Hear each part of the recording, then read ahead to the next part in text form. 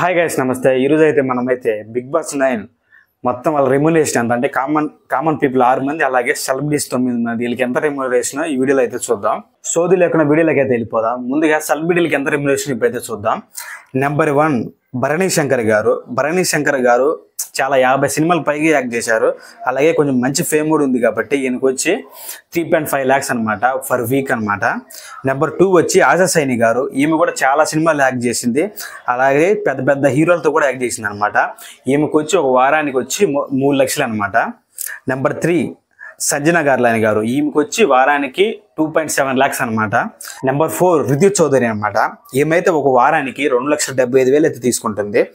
Next వచ్చి number 5 వచ్చి సుమన్ శెట్టి గారు. ఈమె కూడా ఒక వారానికి 2,50,000 అయితే తీసుకుంటుంది. నెంబర్ 6 వచ్చేసి తనుజ గారు. ఈమెకు వచ్చి 2,50,000 అనమాట. నెంబర్ 7 వచ్చి ఇమానుయల్. స్టార్ మాల్లో చాలా షోలు చేస్తున్నాం అనమాట. ఎన్నకు వచ్చి 2,20,000 అనమాట.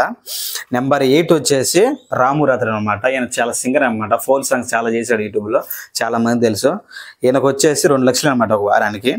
నెంబర్ 9 వచ్చి షష్ఠి గారు అనమాట. ఈమె కూడా చాలా మంది తెలుసు.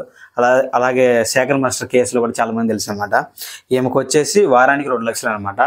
ఇవి 9 మంది అనమాట సెలబ్రిటీకి సంబంధించిన రెమ్యునరేషన్ అంటే. నెక్స్ట్ అయితే కామన్ మ్యాన్కి అయితే చూద్దాం. కామన్ పీపుల్ మొత్తం మంది వచ్చి 6 మంది అనమాట. మీ అందరికి ఒక క్లారిటీ అయితే ఇప్పుడు ఇస్తానమాట. మీ అందరికి ఒక డౌట్ అయితే ఉండొచ్చు, కామన్ పీపుల్కి రెమ్యునరేషన్ ఉంటుందా లేదా అని. ఈ సీజన్లో అయితే కామన్ పీపుల్కి అయితే రెమ్యునరేషన్ అయితే ఇచ్చారనమాట. మొత్తం 6 మంది కలిపి వారానికి వచ్చేసి 70,000 అనమాట. అంటే కామన్ పీపుల్కి వచ్చేసి ఒక నెలకు వచ్చి 3 లక్షలు వస్తుంది అనమాట. 6 మంది కలిపి మనిషికి 3 లక్షలు వస్తుంది అనమాట. కామన్ పీపుల్కి ఇది వర్తా కాదని కింద కామెంట్ చేయండి. అలాగే మన ఛానల్ కొత్తగా వచ్చిన వాళ్ళు లైక్ చేసి అలాగే సబ్స్క్రైబ్ చేసుకొని మర్చిపోకండి.